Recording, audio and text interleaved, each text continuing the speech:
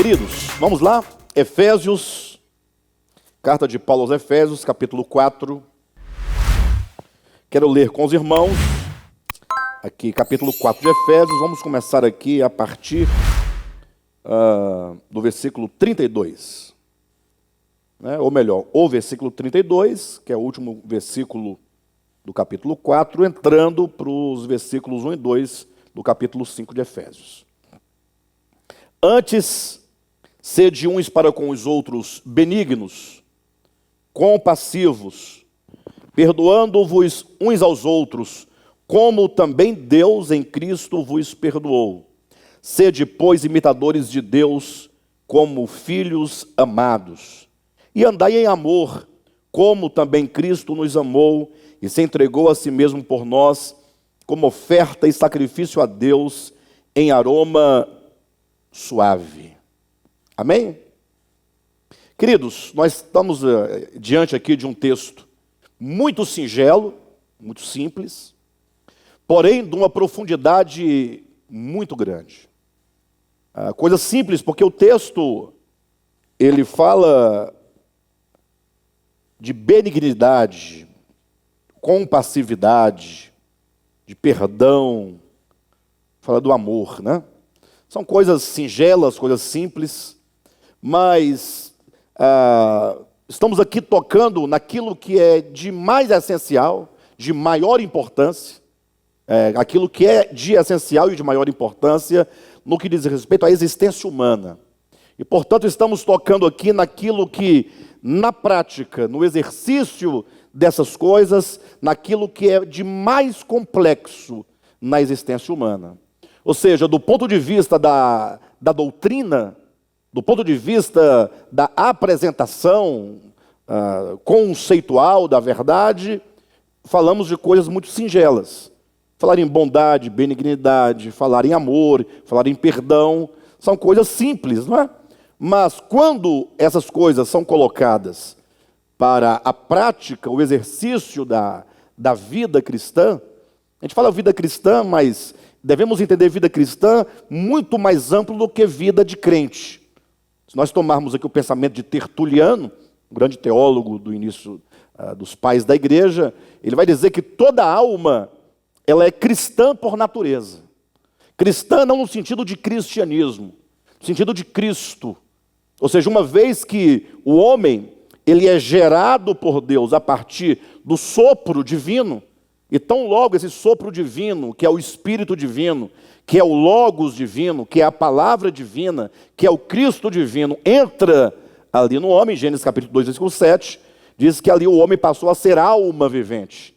Então, o surgimento dessa alma viva dentro do homem, ou esse sopro, que é o próprio ser divino, que faz do homem uma alma vivente, essa alma só pode ser crística, não é? Porque se ela surge, se o homem surge no cenário da sua existência enquanto alma vivente, pelo sopro de Deus em suas narinas, pelo dispensar de Deus, do Espírito divino, do Cristo divino, do Logos divino para dentro do homem formado do pó da terra, então Tertuliano está com razão quando diz que toda alma, por natureza, ela é cristã, nesse sentido. Então, quando falamos que quando nós tomamos essas questões simples, né? Sede uns para com os outros benignos, compassivos, perdoando-vos, amando uns aos outros, estamos falando de coisas simples, porém de coisas complexas. Quando essas coisas são colocadas, ou nós procuramos exercitar esses atributos divinos na nossa vida prática, nós estamos tocando naquilo que há de maior complexidade na existência humana. Por que maior complexidade? Porque você, quando deseja e se coloca no caminho da prática dessas virtudes, você certamente estará convocando e estabelecendo uma guerra contra o nosso maior inimigo, que somos nós mesmos, no que diz respeito ao nosso ego. Então, às vezes é muito fácil, né? Digamos assim, eu vinha de casa agora para cá pensando nessas questões, em falar sobre esses atributos, sobretudo sobre o amor, conforme está aqui no capítulo 5, versículo 1. E eu pensava acerca da questão dessas verdades. Me parece que essas verdades, nós passamos por 3 estágios em relação a essas verdades. O primeiro estágio é o estágio quando nós não concordamos com essas verdades. Todos nós já tivemos um estágio de não concordar, no sentido de que, a despeito, prestem atenção, no sentido de que, a despeito de nós termos uma origem, um crescimento e desenvolvimento religioso, e nós, entre aspas, concordarmos com esses ensinamentos, mas esses ensinamentos, durante muito tempo, nunca afetou nossas vidas. Ou seja, nós líamos, nós ouvíamos, mas nós nunca paramos para pensar nessas verdades efetivamente. Nós nunca nos confrontamos com essas verdades. E quando, de alguma maneira, éramos confrontados numa situação real e concreta, não podíamos concordar com o que ensina o Evangelho. Pense você numa situação prática. Quando você se envolve num conflito, né? O homem está constantemente em conflito. No ambiente de trabalho, você entra num conflito com uma pessoa, com um parceiro seu, com um funcionário da mesma empresa, com alguém que fala mal de você, que mente a teu respeito, puxa o seu tapete. Então, numa situação concreta, o crente, ele não lembra, na maioria das vezes, eu me refiro a um primeiro estágio de experiência, ele não pensa nem sequer em praticar a questão da benignidade, a questão da compassividade, a questão do perdão, a questão do amor. Ou seja, no primeiro estágio, essas verdades são ouvidas, porém, elas não nos afetam, elas não nos atingem. Nós ouvimos como surdos, nós ouvimos sem ouvir. Sabemos do que está escrito porque lemos ou porque ouvimos, mas não nos afeta, nós não pensamos nisso. E na prática real, nesse primeiro estágio, nós discordamos. Porque se alguém confrontar você nesse primeiro estágio, ou o cristão nesse primeiro estágio, ele vai dizer, não, eu estou aqui na defesa do meu direito, eu estou na defesa da minha verdade, afinal eu tenho a razão. Ora, o homem por excelência, e eu penso que o único homem que poderia reivindicar todos os direitos e toda a sua justiça e toda a sua santidade era Jesus, sim ou não? Por quê? Porque ele, de fato, não tinha pecado algum. De fato, ele não tinha mancha nenhuma, dolo algum. Um homem totalmente puro, legítimo, totalmente impoluto. E quando ele sofreu as maiores perseguições, e quando ele sofreu os maiores ultrajes, quando ele sofreu as maiores calúnias, quando inventaram as maiores mentiras acerca dele, e quando decidiram golpeá-lo fisicamente, torturá-lo até a morte, diante de tudo isso, o que ele fez? Ele se calou. Ele se calou. Eu penso que ele tinha todo o direito, ou não, direito legítimo, de se defender, inclusive, e de reverberar palavras de condenação contra os outros, porque os outros, de fato, estavam sob condenação. Mas ele se cala. E quando ele abre a boca, é para rogar o perdão, é para manifestar o amor, é para manifestar a benignidade, é para manifestar o quão compassivo era o seu coração. Então, eu penso que diante dessas verdades, desses atributos aqui, dessas virtudes, quais virtudes? Versículo 32 do capítulo 4. Antes, sede uns para com os outros o quê? Benignos. Essa é uma virtude. Compassivos é outra virtude. Perdoando-vos é outra virtude. Amando é outra virtude.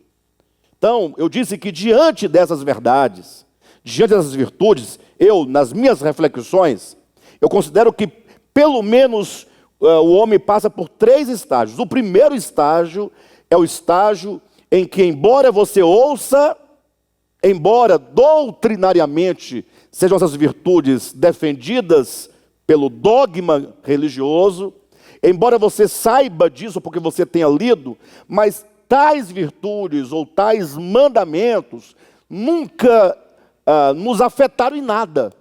Sabe quando você ouve, mas não ouve? Quando você ouve, mas aquilo é como que não tivesse nenhuma relação prática, nenhuma relação de fato com a sua existência terrena. É algo que é algo do culto, é algo da pregação, é algo do devocional cristão, mas não é algo do cotidiano. Então, o primeiro estágio é o estágio quando se tem ciência dessas virtudes, mas não se tem a consciência dessas virtudes. Pelo contrário, há uma discordância pragmática acerca ou contra essas virtudes. O que é uma discordância pragmática? No ato concreto, num fato concreto, numa situação concreta, o cristão ele procurará, o homem procurará todas as desculpas para justificar o porquê que ele procede deste modo e não daquele outro, segundo o Evangelho. Esse seria o primeiro estágio. Vocês entendem, não? Seria o primeiro estágio. Mas logo, se essa pessoa que passou por esse primeiro estágio, ela tem interesse de fato por Deus, no seu crescimento espiritual, ele vai chegar a um segundo estágio. O segundo estágio, quando ele agora, tendo ciência dessas verdades, tendo ciência dessas virtudes, sendo confrontado por essas palavras, né? Sede uns para com os outros, benignos. Sede uns para com os outros, compassivos. Perdoai-vos uns aos outros e amai uns aos outros. Agora, no segundo estágio, a pessoa tem ciência e ela já pensa sobre a questão. E embora ela não pratique tais coisas, porque o segundo estágio não lhe permitiu ainda a prática, ele ainda transgride, mas ele tem agora já um discurso de defesa acerca dessas verdades. Ou seja, agora ele vive uma experiência barroca. O que é a experiência barroca? O barroco é o homem entre os céus e a terra.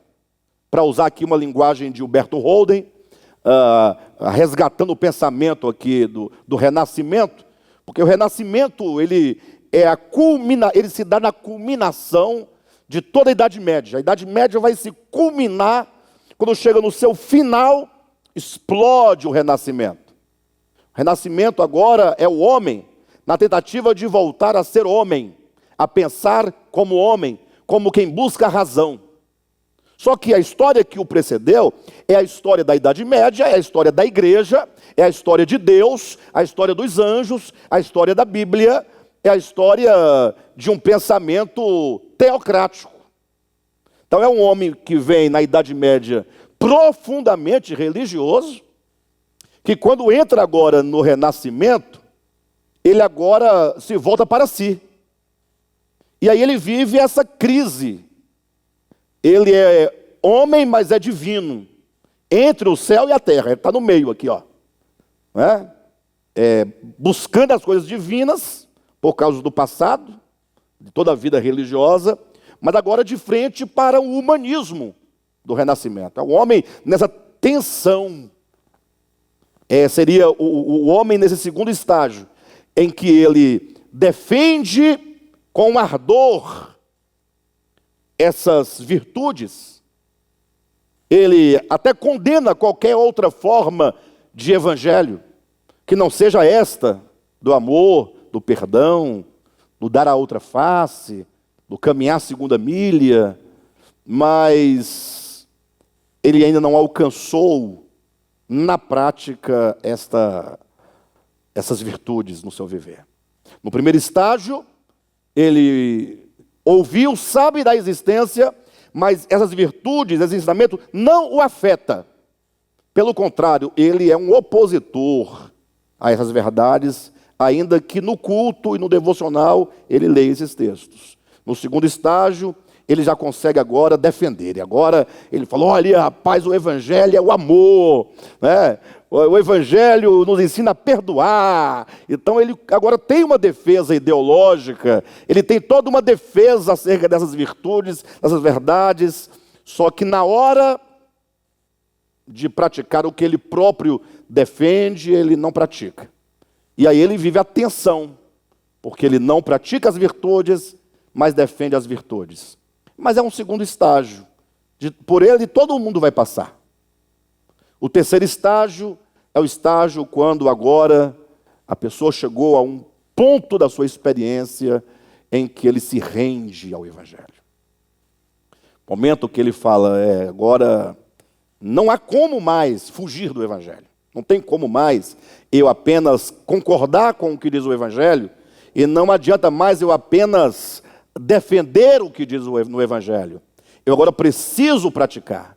É quando todas as vozes ao seu derredor silenciam, e você não é mais devedor da aparência para ninguém. Agora é você que se vê diante de Deus.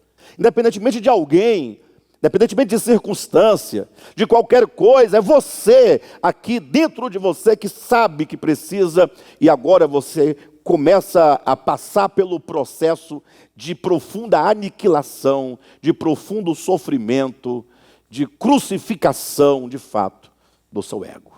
É o ponto que todos nós precisamos chegar, né? Agora, a grande questão, eu quero que vocês olhem comigo, a grande questão, pega a sua Bíblia, veja aqui o versículo 32 do capítulo 4. Presta atenção, só para nós resgatarmos aqui o que estamos querendo construir, ou que estamos construindo há algum tempo. Lembre-se que o capítulo 4 fala acerca da unidade. A unidade é o ponto final da nossa trajetória, não se esqueçam disso. Onde é que diz isso na Bíblia? Que a unidade nossa com todas as coisas é o ponto final da nossa trajetória, dessa nossa história, né? Porque a nossa história se encerra, essa história terrena nossa, se encerra no Apocalipse, né? Mas a nossa história eterna não encerra no Apocalipse, ela vai seguir. Então, nós estamos tratando dessa história. Perfeito? Então, em Efésios capítulo 1, versículos 9 e 10, diz que na dispensação da plenitude dos tempos, todas as coisas estarão convergidas para Cristo. Ou seja, tudo terá sido atraído a Cristo. Tudo terá sido trazido a Cristo. Mas isso não é uma questão meramente filosófica. Nós temos que pensar do ponto de vista da nossa experiência.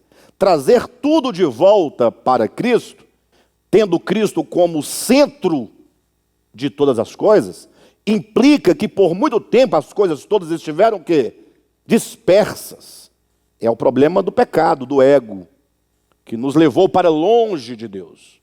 Então, quando diz que na dispensação da plenitude dos tempos, tudo será trazido de volta, é esse ponto de encontro que é a unidade com o Criador, com Jesus Cristo, com o Espírito Santo, com a criação, com os homens, com nós mesmos, né? Então, esse capítulo 4, ele fala sobre esse momento pleno de unidade, e aí Paulo vai ilustrar essa unidade a partir da figura da noiva. Capítulo 5, a partir da capítulo 4, a figura do corpo de Cristo. O Catolé me enrolou aqui. Capítulo 5, a figura da noiva de Cristo. Capítulo 6, a figura do exército. Mas o que nos importa quando nós lemos não é a figura. A figura é para falar de algo essencial. A figura ilustra o que se quer dizer. A figura do corpo de Cristo fala de algo que é a unidade. Por isso que o versículo 32 do capítulo 4 diz assim: antes. Esse antes quer dizer, esse antes está fazendo aqui uma transição. Ele diz, olha, aqueles que estão sendo edificados no corpo de Cristo, eles não podem viver como o velho homem. Pense nisso. O velho homem tem uma maneira de viver, uma maneira de se pôr no mundo, uma maneira de se comportar, uma maneira de agir. Ele tem uma maneira de proceder. Queridos, em nome de Jesus, todos nós, durante todo o dia, desde o momento que você acorda, você está agindo. Você age quando você se dirige à primeira pessoa quando você acorda. Se é a sua esposa, se é seu filho, se é o seu irmão, se é seu pai, se é a sua mãe, não importa quem. Você abriu o olho, quando você se dirige para a pessoa, você já começou a proceder. Abriu os olhos, você já se põe no mundo naquele dia. E aí tudo que você faz, fala, procede, age, é um modo de viver. Aí Paulo está dizendo, olha, os que estão sendo santificados, os que foram chamados para essa unidade, você que se pôs no caminho do exercício de uma vida de redenção, de reconciliação, em direção a essa plena unidade, ele vai dizer desde o versículo 25, este não pode viver com a mentira. Aí ele vai dizendo, né? Versículo 26, este não permite que o sol se ponha sobre a sua ira, este não dá lugar ao diabo, este não furta mais, pelo contrário, versículo 29, este não vive a pronunciar, a falar com palavras torpes, versículo 30, ele não vive a entristecer o Espírito Santo, ele não vive com amargura, com cólera, com ira, com gritaria, com blasfêmia, com malícia. Ou seja, aí ele diz antes, ou seja, ao invés de tudo isso, aí você tem que agora olhar para o seu viver. Eu tenho que olhar para o meu viver. Ele diz, tudo isso não pode fazer parte da vida de um cristão, de um chamado. Aí a pergunta que se faz é, ora, se tudo isso sai, o que fica? Aí ele fala, antes. Pelo contrário, ao invés dessas coisas, o que nós devemos ter, como nós devemos nos pôr no mundo, o que vai reger os nossos relacionamentos, o que vai reger as nossas decisões, o que vai reger o nosso falar, o que vai reger as nossas atitudes. Ele diz, antes, sede uns para com os outros, nos vossos relacionamentos, sede benignos, sede compassivos, perdoando-vos uns aos outros. Esses 4 pontos. Imagine você acordar pela manhã bem cedo, e assim que despertar, você se lembrar, o Senhor me criou com o sopro da sua boca, com o seu próprio espírito, e portanto, a minha alma, o meu espírito, o meu ser mais íntimo é crístico por natureza. Começar com uma confissão daquilo que você é. O grande problema é que por muito tempo, e o Senhor há de nos perdoar por isso, e os irmãos hão de nos perdoar por isso, mas por muito tempo ficamos falando, apontando as coisas negativas, ilusórias acerca do homem. O homem não presta para nada. O homem não serve para nada. O homem não é nada. O homem é um desgraçado pecador. O homem, pastor, mas está errado? Aí depende do ponto de vista. Do ponto de vista da verdade, toda alma é crística por natureza. Do ponto de vista da natureza, você é divino. Do ponto de vista da nossa paternidade divina, você nasceu de Deus. Essa é a verdade acerca do homem. Ele fala, mas não consigo enxergar isso. Eu consigo ver um desgraçado, pecador, miserável, pilantra, vagabundo, traidor, impuro, ladrão, adversário, acusador, perturbador, ignorante, blasfemo. Mas tudo isso é a grande mentira de Satanás. É um engano que domina a consciência humana, é um engano que domina a mente humana, que mente para o homem acerca do que o homem é, que mente para o homem acerca do que Deus é, que mente para o homem acerca do que o outro é, que mente para o homem acerca do que a criação é. O pecado é uma ilusão. Não existe pecado no universo. Não existe o mal no universo. E algumas pessoas que não tiveram seus olhos espirituais abertos para a verdade, ainda eles discordam dessas declarações. Ele fala, mas como é que não há mal no universo? Como é que não há pecado no universo? Se tudo que eu vejo é pecado e mal. Aí você precisa, meu irmão, em nome de Jesus, fazer um esforço para entender o que nós queremos dizer por não existe. Faça um esforço filosófico, um esforço mental, para compreender o básico do básico do básico. Que esforço é esse? A palavra existir, o termo existir, isso é em todas as línguas, tá? Quando você resgata, em cada língua que você procura ali o radical dessa palavra, e aqui vamos falar agora do existir em português, buscando o latim, que é a língua mãe do português, né? O latim gerou, do latim veio o português, a língua portuguesa. Então, existir não começa com EX? Sim ou não? Esse EX também não está na palavra exterior? Sim ou não? Também não está na palavra expressão? Faça um paradigma de palavras que trazem esse mesmo radical. E o que você vai observar? Que todas essas palavras, inclusive o existir, que começa com esse radical, X, implica algo de dentro para fora. Perfeito ou não? Até o extintor. Mas o que tem a ver com mal, com pecado? É que quando eu digo que tudo que existe saiu de dentro para fora, quer dizer que tudo que existe saiu de dentro do eterno, daquilo que é. Deus não existe, Deus é. Porque Ele não saiu de nenhum lugar, de nenhum outro ser. Ele simplesmente é, em essência. E tudo que existe procede, saiu, passou a existir, veio para fora enquanto existência. Por isso que tudo que existe, e está escrito em Gênesis capítulo 1, versículo 31, tudo o que Deus fez é muito bom.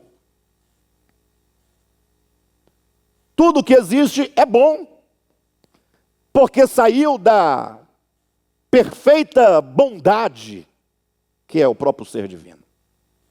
Da puríssima bondade, que é o ser divino. De Deus é luz, e dele não procede, treva nenhuma. Pecado é treva? Não pode proceder de Deus. O mal é treva? Não pode proceder de Deus. Ora, se tudo o que existe, existe porque saiu daquele que é, eu pergunto, o mal existe? Se o mal existe, deverá ter saído de onde? De Deus. Não, saiu de dentro do diabo. Mas o diabo não é, o diabo é que saiu enquanto ser criado, enquanto querubim. De Deus saiu astros, estrelas, né? Saiu anjos, arcanjos, vegetais, homens. Ou seja, o ser divino se manifestou como o verbo criador de todas as coisas. Em natureza, tudo o que existe é bom. Pastor, mas e o mal e o pecado? O mal e o pecado é um estado de consciência. E eu vou dar um exemplo para vocês. Pense num casal que se ama, um homem e uma mulher. Começaram desde cedo, na juventude, 2 adolescentes apaixonados. Primeira namorada do rapaz. E o primeiro namorado da moça. Primeiro amor. Foram crescendo, ficaram jovens, namorando, se beijando, aquela paixão. E aí amadureceram, apaixonados, se amando, se casaram. Casados agora se amam, têm um filho, como expressão desse amor, 2 filhos, 3 filhos, 20 anos de casado, se amando.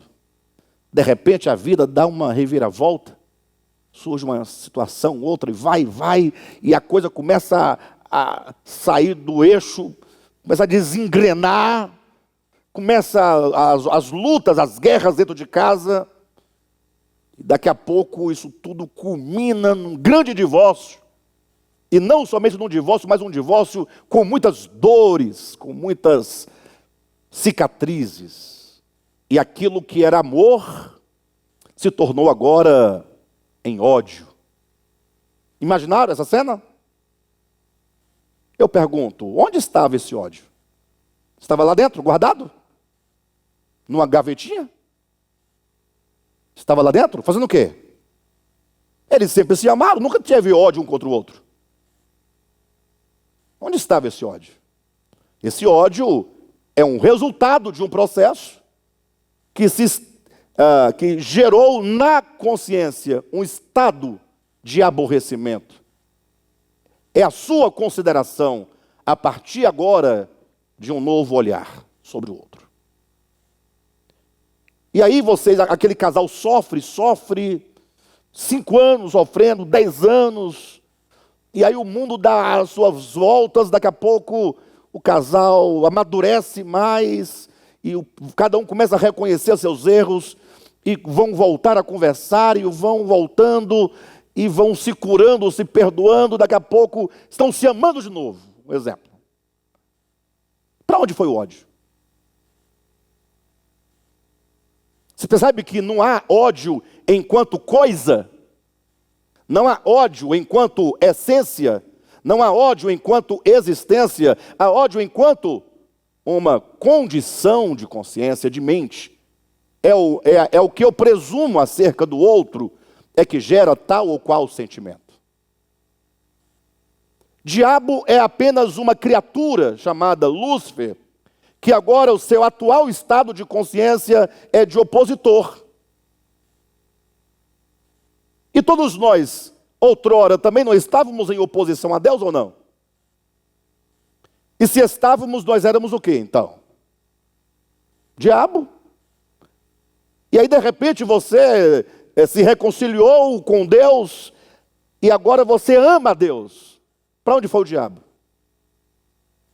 Vocês entendem que é um estado de consciência? Sim ou não, pessoal?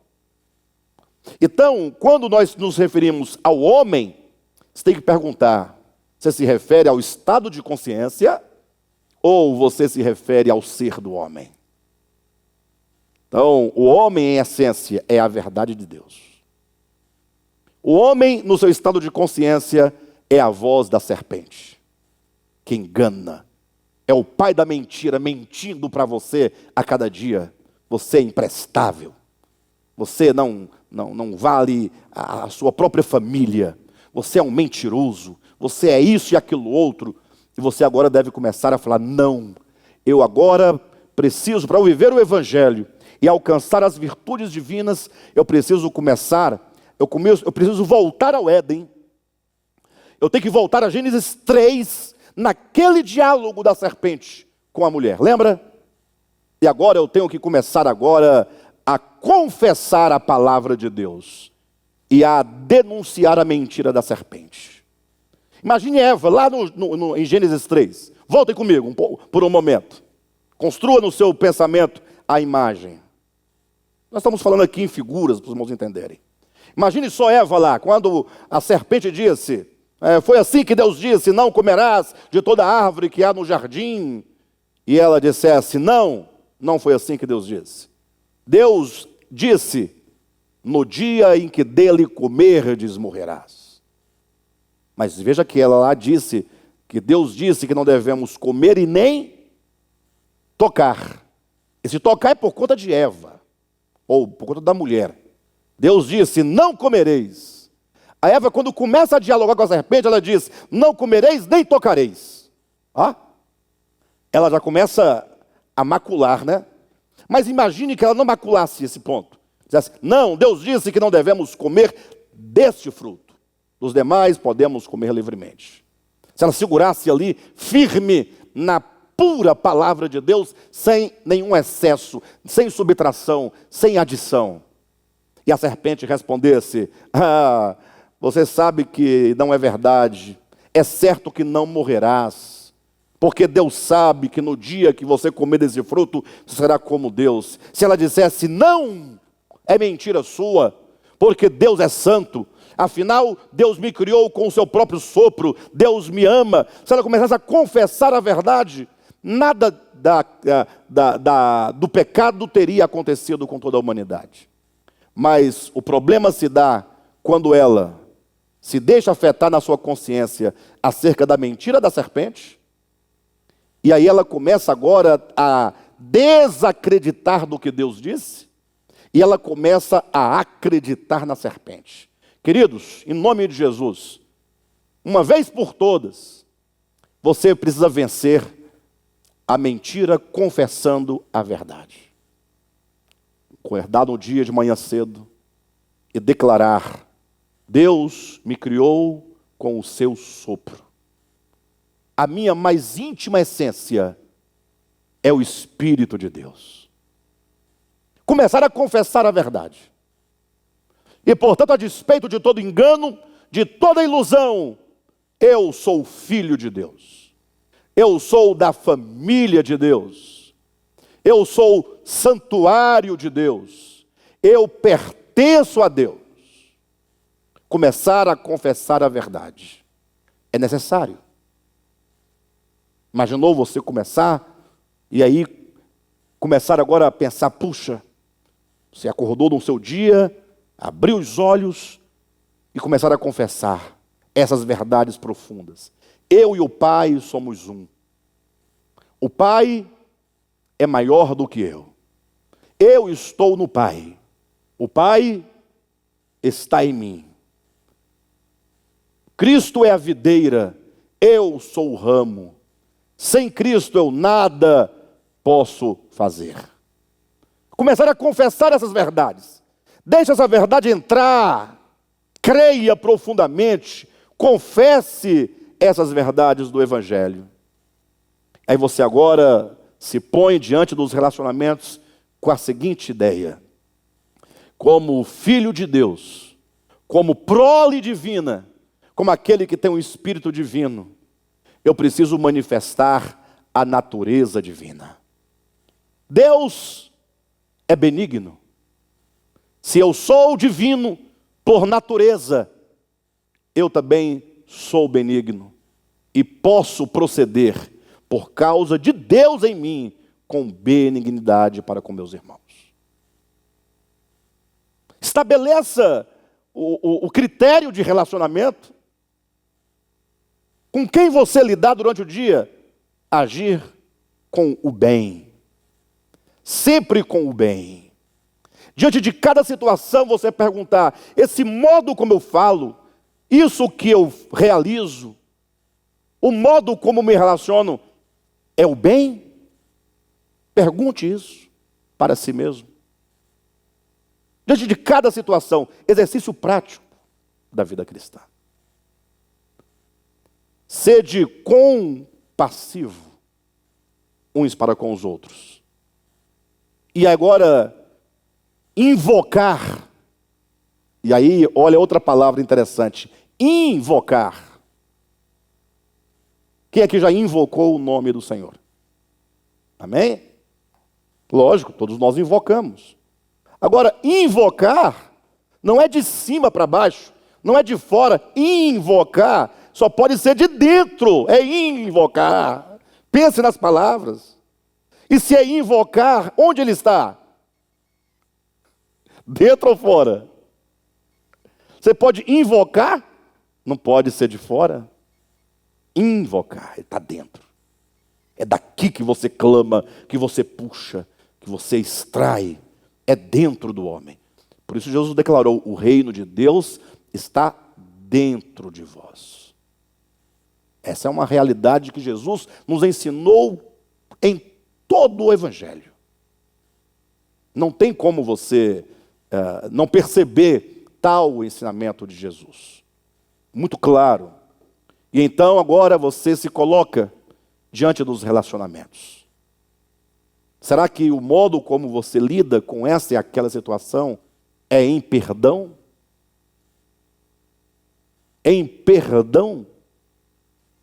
A palavra perdão, pelo próprio português você já consegue, não precisa nem ir para grego, para latim, para hebraico. Você pensar na palavra perdão. Você sabe que as palavras, elas têm um radical, né? As palavras se formam, são morfemas que se juntam para formar uma palavra. Uma palavra não é um todo absoluto. Uma palavra é um todo formado de partes. A parte principal de uma palavra chama-se radical. Raiz da palavra. É o cerne. É o significado. Aí você coloca assim, ó, a palavra perdão. Abaixo você coloca a palavra perda. Aí você vai fazendo o paradigma. P de perdão, P de perda, não é? Próxima letra. E de perdão, E de perda. Está mantendo o paradigma? D. R, né? Eu estou igual a Dilma. Desculpem, meus amados. R, a terceira letra de perdão, é R de perda. Olha o paradigma. Você está vendo que o radical é o mesmo? D de perdão, D de perda. Olha que coisa interessante. Você já viu claramente que o radical de perdão é o mesmo de perda. O que significa que perdoar é perder. Vocês entendem? Como assim perder? O problema é esse, que nós não queremos perder. Você não abre mão. Nosso orgulho é tão grande, é tão terrível, que nós sempre carregamos um espírito de vingança, de retaliação, de memória do passado, daquilo que falaram, daquilo que fizeram, daquilo que pegaram, e você leva consigo. Solta isso, liberte-se. Você tem que perder, largar. Por isso que se você colocar a palavra perdão no grego, você vai encontrar que a raiz da palavra perdão vai dar o mesmo sentido de divórcio. Deixar ir livremente. Tem perda maior do que um marido ou uma esposa falar para o outro que não quer mais viver com ele ou com ela, dizer vai. Aí o outro fala, mas como assim vai? É uma história, você vai deixar assim barato? Você vai deixar de graça? Puxa, você, e não vou falar assim, ó, você estava na casa dos seus pais, tão novinha, tão inocente, olha a conversa da serpente, tão pura, foi lá o vagabundo, pegou você, acabou com você, usou você trabalhou para ele, fez aquilo outro, e agora ele simplesmente fala que não quer mais, e você fala, pode ir?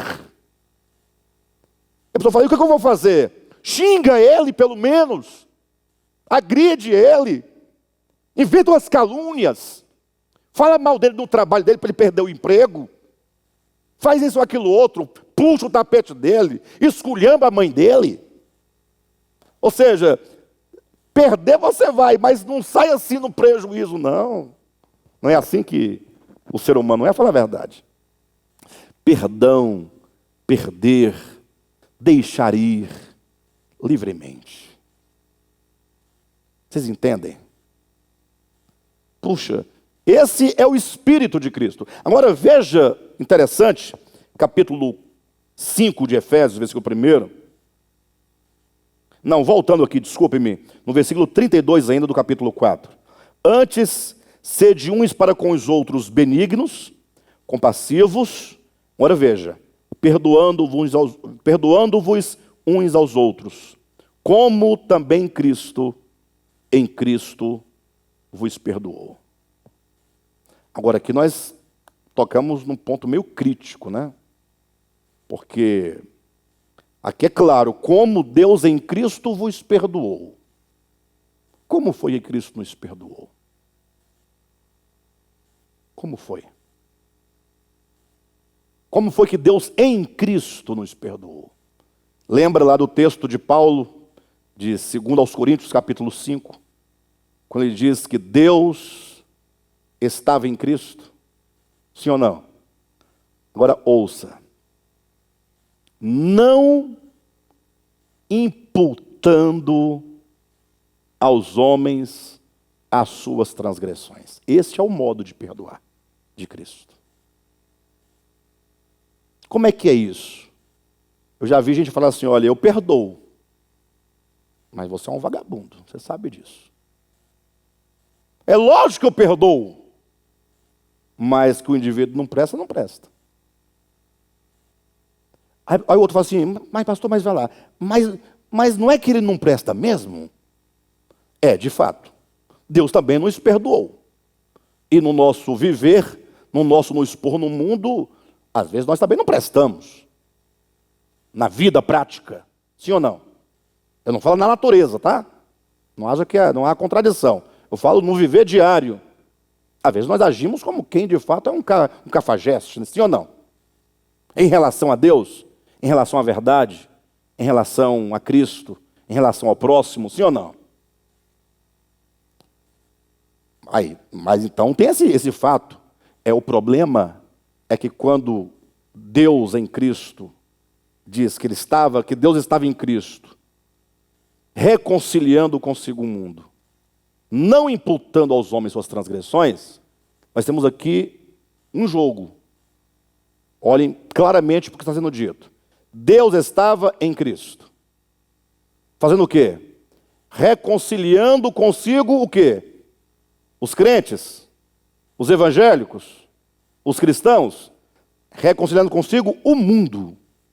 Então, esse é o primeiro movimento, trazendo o mundo inteiro, todos, sem exceção, para si. É como que dissesse, em relação a mim, podem vir. Ah, mas eu gastei a herança do pai. Ah, mas é porque eu xinguei, eu falei mal, Não, você não está entendendo. O perdão de Deus é assim, pode vir. Alguém grita lá do meio da multidão, mas e a dívida? Ele fala, não tem dívida. Como não tem dívida? Ora, mas se você estiver negociando dívida, reclamando dívida, então não há perdão. E o perdão é a proposição divina de que ninguém deve nada para Deus. E nem poderia dever, né? Como é que alguém pode dever algo para o eterno? Perdão é isso. Reconciliando consigo. Ou seja, podem vir. É a figura do pai lá na parábola do filho pródigo. Rapaz, o filho pródigo, eu não sei a distância, né? É uma parábola, né? Mas se você criar as distâncias, só para você poder pensar pedagogicamente, se ele tiver caminhado 30 quilômetros, né? Digamos, em tese, isso não faz a mínima diferença, mas só para nós pensarmos do ponto de vista pedagógico, como, por exemplo, quando Deus manda Abraão sacrificar o seu filho, lembra lá em Gênesis 22? Deus não manda sacrificar, ele fala, vai ao Monte Moriá, aí tem uma vírgula lá, caminho de 3 dias e 3 noites. Deus não quer que ele mate o menino, não. Ele quer que ele vá caminhando, pensando, refletindo, um dia inteiro, uma noite inteira, segundo dia, segunda noite. Deus quer tempo. Deus quer que as coisas se resolvam no coração. a cada passo, a cada caminhada, voltando para o filho pródigo, e agora imagina ele voltando a cada passo de retorno. Diz a Escritura que ele vinha ensaiando um mote. Ele vinha ensaiando um discurso. Ele vinha dizendo assim, olha, direi para o meu pai. Ele estava ensaiando, ele tinha que saber com exatidão as palavras que ele iria usar. Né? O que eu vou dizer? Porque é complicado você voltar para a casa do pai, não é brincadeira, ué. Você fez o que fez, agora chega lá na cara de pau? Não, então ele vai perguntar, eu tenho que ter as palavras certas, eu tenho que falar de um modo para ganhar o coração do meu pai e minimamente ele me receber como empregado. Aí ele ia pensando, né? Direi assim, pai, pequei contra os céus, pequei contra ti, não sou digno de ser chamado teu filho, mas receba-me pelo menos como um dos teus servos. Aí ele ia ensaiando esse mote, pensando, com essas palavras eu vou quebrantar o coração do pai, né? Com essas palavras eu vou ganhar o favor do pai, com essas palavras tal. Aí a Escritura quebra a narrativa do pensamento do filho pródigo, porque ele está vindo, está pensando. Antes de o filho chegar, Deus não espera nem o filho chegar. O pai é que vai ao encontro. A disposição do perdão não é ficar esperando, não, você tem que vir até aqui, a minha porta. Ó, você não saiu, não foi desse portão? Posso até te receber, mas você tem que ter a hombridade e a humildade de chegar até o portão e pedir para entrar. Não é assim que nós pensamos ou não? Fala a verdade. O pai não pensa assim. Quando o pai de longe viu o filho, ele não viu o filho, ele viu com os olhos do amor, né? Porque a distância talvez não permitisse que ele reconhecesse o filho, sobretudo na condição em que se encontrava o filho. Vocês entendem o que eu estou dizendo? Cabelos desgrenhados, barbas desgrenhadas, roupas, né, de maltrapilhos e etc. tal. Como poderia reconhecer? O amor foi quem no coração disse, é ele. E aí a narrativa do processo do pensamento do filho que vai chegando é interrompida quando agora diz que o pai foi ao encontro. E quando ele chega, ele abraça, olha o texto, ele beija. E o filho começa a dizer, pois é, pai, é porque eu pequei contra o céu, pequei contra ti, foi se justificando, e foi explicando e falando, e o pai não deu nem ouvido, falando assim, vamos, traga a melhor roupa, traga as sandálias, traga o anel, vamos matar o cevado, vamos fazer festa, chama a banda, o menino, mas você não está entendendo, pai, é que eu pequei contra o céu, pequei contra ti, tal, vamos toca a banda, vamos dançar. O pai não tem nada com dívida. Quem tinha um problema com a dívida, a suposta dívida, era o irmão do filho pródigo, né? Que lá vem ele agora do campo, a ideia de trabalho e de dívida. Quem está no campo trabalhando, nas terras do pai, tem que receber o quê? Salário, é a ideia. Então o texto é muito bem construído. Jesus é terrível, né? Ele construiu o texto de uma maneira para não deixar dúvida. Lá vem o outro filho do campo, trabalhando, e aí olha a conversa do filho, eu trabalhei a vida inteira para ti, o Senhor nunca me deu, a ideia de troca, de recompensa, e agora vem esse teu filho que gastou tudo, e você mata o cordeiro, olha a ideia aí de justiça humana. A nossa justiça é uma justiça mesquinha, não é a justiça de Deus. E o pai simplesmente diz, meu filho, olha que conversa mais sem futuro a sua. Eu nunca te dei um cabrito. Como? Eu não tenho como te dar um cabrito. Mas você não tem? Como não tem? Eu trabalho. Não, mas eu não posso te dar o que é teu. É teu. Mas esse irmão... Pois esse teu irmão, coitado, a festa porque ele estava privado daquilo que você sempre teve. Então vamos alegrar porque ele reviveu. Ele foi encontrado. Isso é perdão. Isso é perdão. Ou seja, o pai não fez questão. Então, o primeiro movimento do texto de Paulo, Deus estava em Cristo, reconciliando, é isso. Vem. Mas não, vem. Não, parem de falar e venham. Deus não quer que você fique se lamentando, dizendo, é só para ir a Ele. Ele te recebe. Aí alguém pergunta assim, mas tem uma dívida, não tem? Aí vem um segundo movimento. Se da parte de Deus é reconciliando consigo o mundo, é o mundo, a direção, né? O mundo indo, agora, em contrapartida do Pai. O que Ele joga para a humanidade? Ele não imputa.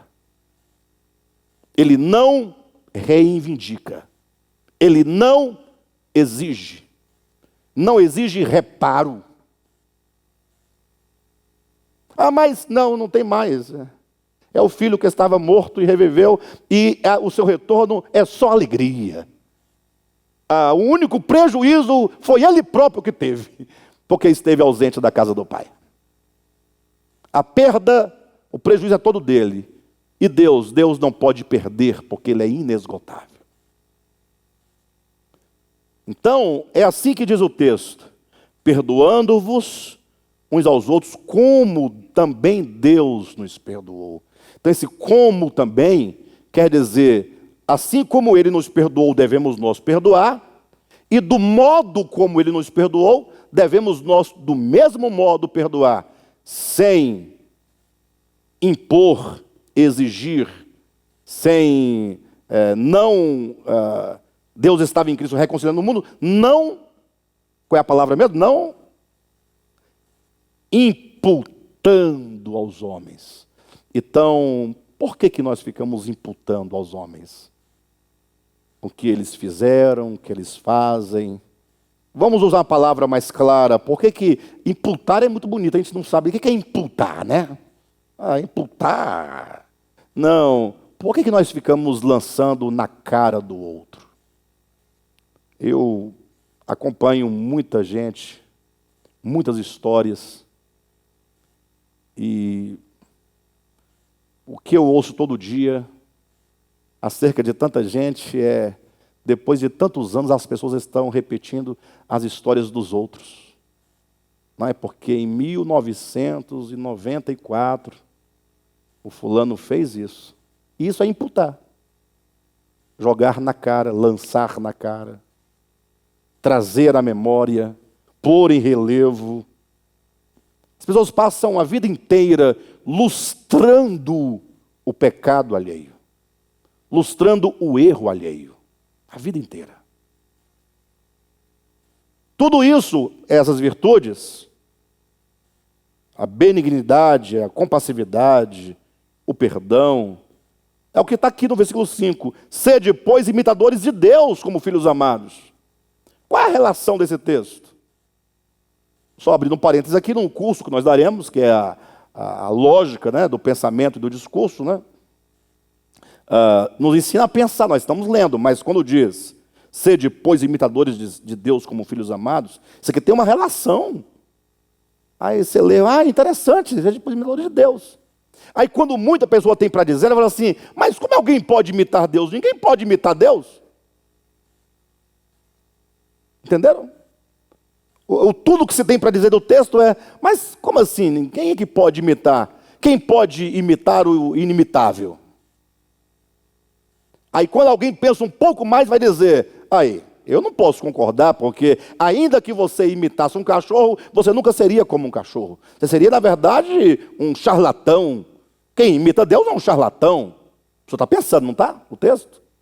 Mas quando diz, sede, pois, imitadores de Deus como filhos amados, a relação aqui é paternidade e filiação.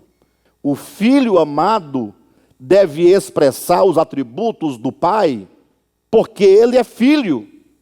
Ou seja, a capacidade que você tem de ser benigno, compassivo e perdoar e amar, é porque você é filho, tem a natureza do pai. Então o pai é amor. E para o amor, o perdão, a compassividade, a benignidade, são expressões naturais. O ser bom, o fazer o bem, o perdoar, é a expressão natural do amor. E Deus é amor. E se você é filho do amor, a sua natureza é amor. E, portanto, esse imitar não ganha na dimensão do texto a ideia de imitação como se entende em português.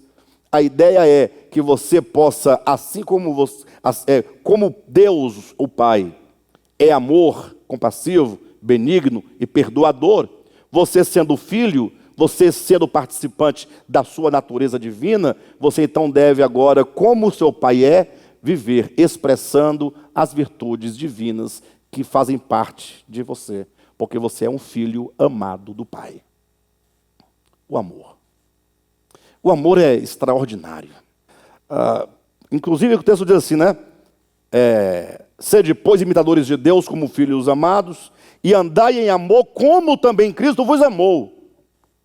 Aí vem um como novamente. Nós mostramos como Cristo perdoou. Os irmãos entenderam como Cristo perdoou? E agora, como foi que Cristo nos amou? Nós não devemos perdoar como Deus nos perdoou, sim ou não? Os irmãos entenderam como é que Deus perdoa? Como é que Deus perdoa? Sem imputar, é o segundo movimento, mas tem um outro. O primeiro é reconciliando, é trazendo. Não é separando, não é ele você, vem para cá. Eu trago vocês para cá. É esse movimento. E agora, em contrapartida, o que eu lanço para vocês? Eu não imputo, não jogo na face. Então, nessa relação de amor, não há cobrança, não há mérito, não há crédito, não há débito. Há apenas o amor que deseja o outro pelo que o outro é. Não se leva em conta nada que não seja o ser na relação do amor. Por isso nós estamos vivendo num mundo fadado ao fracasso. Porque todas as nossas relações são relações mercantis. Todas elas. Por isso que tudo está fracassado. Até a igreja, enquanto instituição, está fracassada. Que tudo é um jogo de interesse. Você fez isso, então agora digamos em tese aqui, né? O Cadmo fez algo contra mim, que me ofendeu, que me feriu. Como é que nós vamos lidar agora com isso? Aí, como é que os homens estabelecem? Se eu me sinto ofendido, se eu sinto que ele me privou de algo que eu poderia ter, então agora eu, teoricamente, na visão mercantil, eu tenho que devolver a ele o mesmo prejuízo, pelo menos do mesmo tamanho. E olha que se eu devolver do mesmo tamanho, vou me achar justo ainda, hein? Porque foi na mesma medida. Oh, Jesus, tem misericórdia de nós. Agora, amar como Cristo amou. Nós falamos que perdoar como Deus perdoou. Agora, amar como Cristo amou é algo extraordinário. O amor é extraordinário. Quando nós precisamos do amor de Cristo? Para ilustrar esse amor, nós poderíamos falar muita coisa sobre o amor. Não é? Se fosse falar só sobre o amor, a gente poderia ficar até o final do ano, a cada quarta-feira, falando sobre o amor, sem nenhum exagero. Se fosse elencar os atributos do amor, as qualidades do amor, as manifestações do amor, a necessidade do amor, as condições do amor, não que ele impõe, mas que ele se manifesta, nós ficaríamos aqui. Mas basta nós lembrarmos de um texto, para os irmãos perceberem a intensidade do amor, que por natureza, para ser amor, só pode ser incondicional. Não existe amor condicional. Daí os irmãos já perceberam que, tratando-se das nossas relações, nós não temos amor, nós temos sociedades. Porque se impõe em condição, tem que fazer um contrato. Quais são as cláusulas dos direitos e as dos deveres. O amor não tem contrato. Inclusive, o amor, ele continua a amar, mesmo que o outro não o aceite. O amor, ele sempre foi, é e sempre será. Ele é eterno. Deus é amor. Então, observe que, só para lembrar, para nós podermos ter uma noção, uma ideia desse amor, é o capítulo 13 de João. Abra sua Bíblia rapidamente. Eu não vou abordar o capítulo todo, não. Só quero enfatizar alguns pontos sobre o amor, tá? Ora, 13 de João, a partir do versículo 1. Ora, antes da festa da Páscoa, sabendo Jesus que era chegada a sua hora de passar deste mundo para o Pai. Então, aqui já é um eufemismo bonito, né? De passar deste mundo para o Pai. Olha que coisa bonita. Mas a ideia é antes de morrer. A ideia é antes de morrer. Então, antes da festa da Páscoa, sabendo. Então, não era algo que Jesus ignorava. Ele sabia. Porque quando você age porque não sabe, tem a desculpa, não sabia. Agora, quando você age sabendo, significa um agir consciente. Então, ninguém pode chamar Jesus de otário, porque é assim que as pessoas chamam o outro quando o outro exerce amor para com alguém. Pai, mas você é um otário, e um cara fez o que fez com você, e você fica nessa ideia de amar o próximo, e você é muito otário. Sim ou não? Aí você fala, mas eu não sabia que ele tinha feito tudo isso. Jesus sabia de tudo. Sabendo Jesus. Olha aqui o texto. Ora, sabendo Jesus que era chegada a sua hora de passar deste mundo para o Pai, tendo amado os seus que estavam no mundo, amou-os até que tanto? Até o fim. Ou seja, o amor, ele não se interrompe no processo. Amor que se interrompe no processo por qualquer razão ou motivo, não é amor, é paixão. O amor, ele vai até o fim. Por que amor? Por que o fulano deixou de amar o cicrano? Você amava tanto e agora não ama mais? Como assim? Faça esse teste. Na mensagem de domingo retrasado, eu falei para os irmãos, façam um teste. Eu costumo mandar fazer teste, mas eu falo de uma maneira tão despretensiosa que ninguém nunca atendeu. Mas teve o irmão Rodolfo, da semana retrasada, ele levou a sério o desafio e fez. Falei, faça o teste, reúna 10 pessoas e pergunte isso, vê a resposta. Ele fez.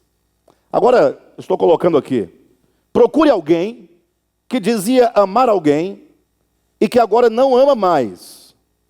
E você pergunta, mas o que aconteceu? Ela vai contar a história.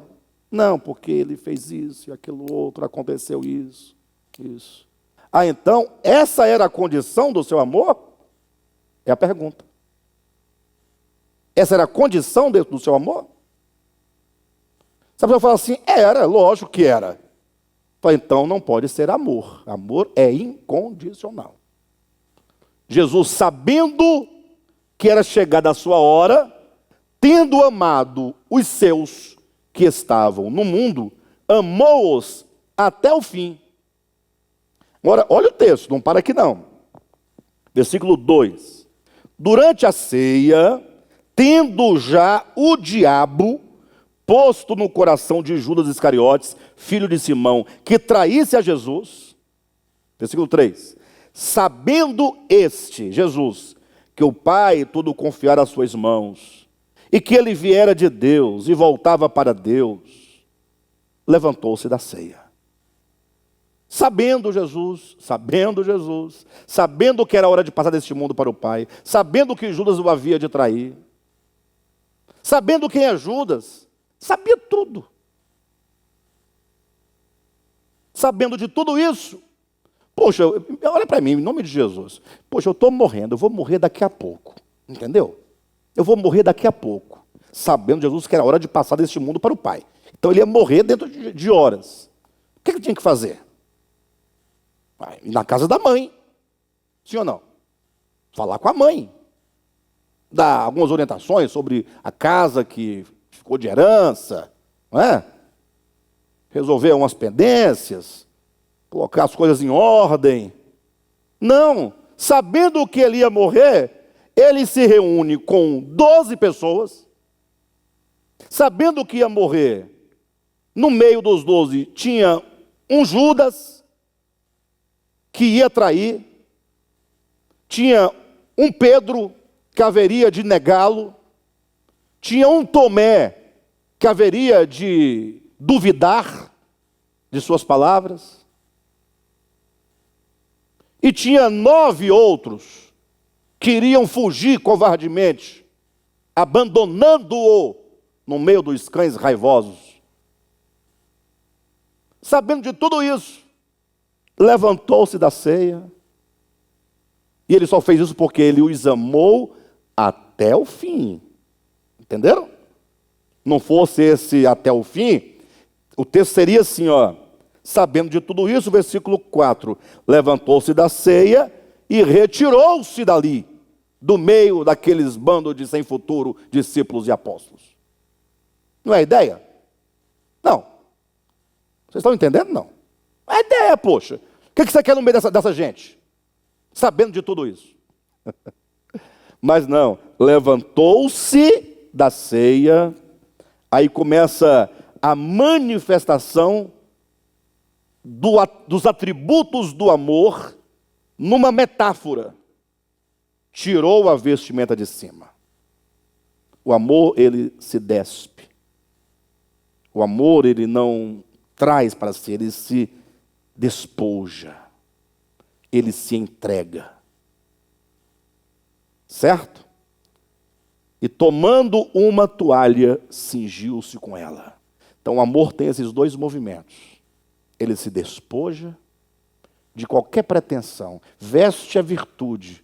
Veste é pretensão. Quando você quer impressionar alguém, você se veste bem. Ele tira aquela veste.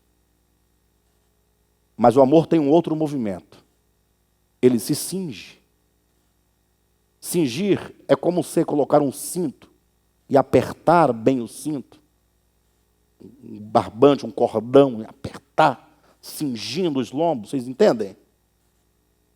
Então, o amor, para com os outros, doação, se despe. Para consigo mesmo, restrição. Rigoroso para consigo mesmo é o amor.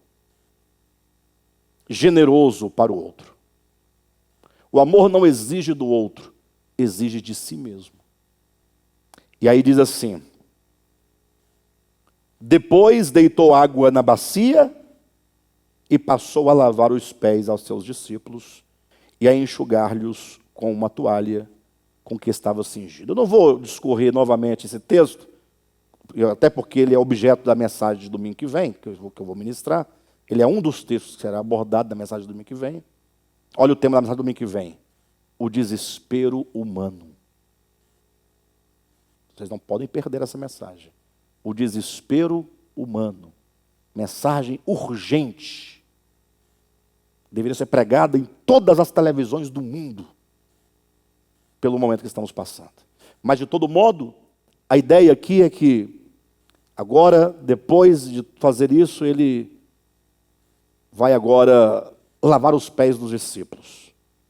Isso, na linguagem metafórica, ele se despe, é o despojamento de si, é o ato de doação. Não faz conta de si em relação ao outro. Tem que se despir, se desarmar. Em relação a si mesmo, cingir os lombos. Em relação ao outro, serviço. Ele vai lavar os pés. Então, a imagem do lavar os pés aqui é a imagem de um servo. e de um servo dos servos, de um escravo dos escravos. Agora, imagine só ele lavando os pés de Judas. Já imaginou? Isso é o amor.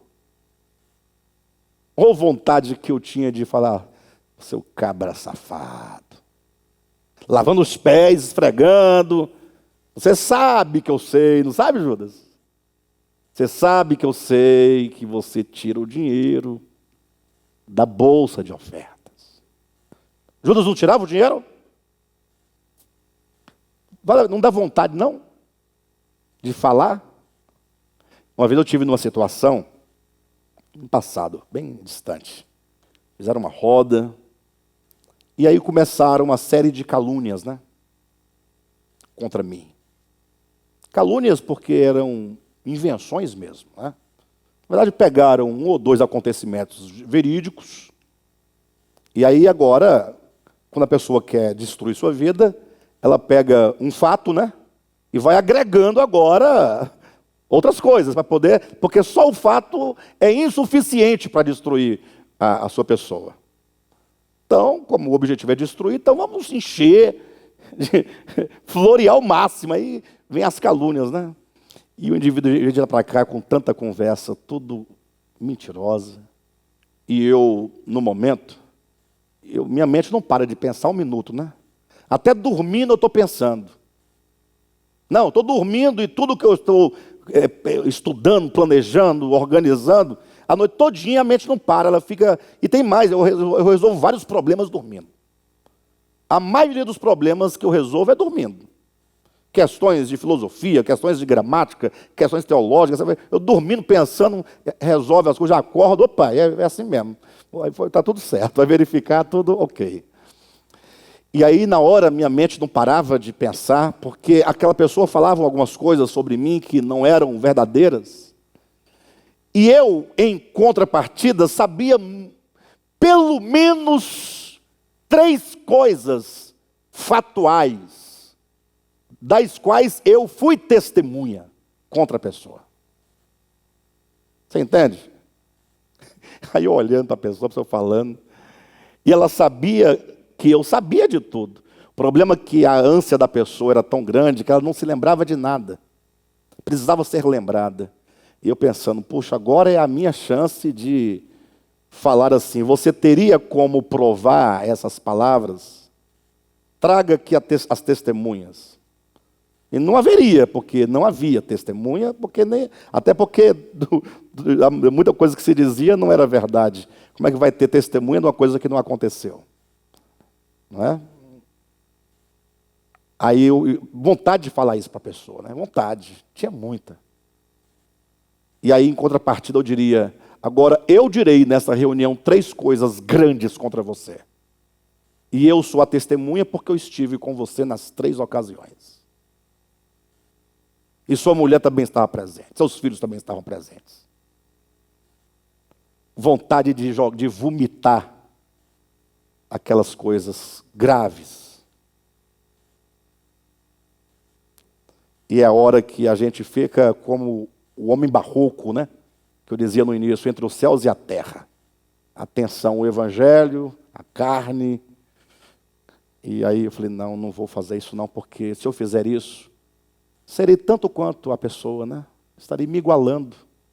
Então, vou sofrer o dano e não vou declarar nada disso.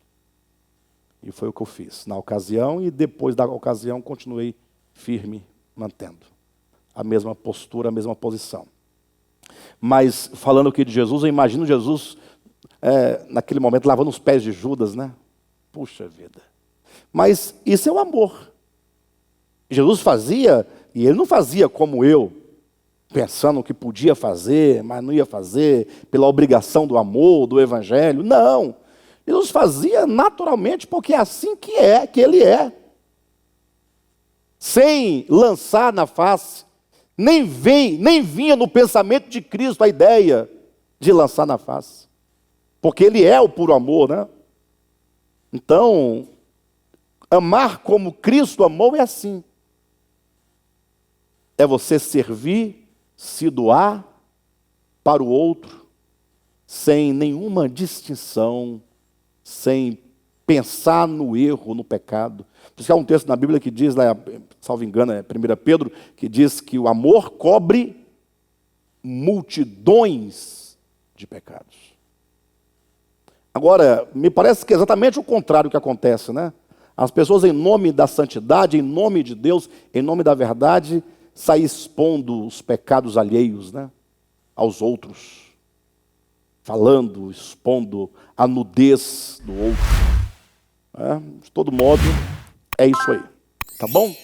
A semana que vem nós vamos continuar nosso estudo aos Efésios.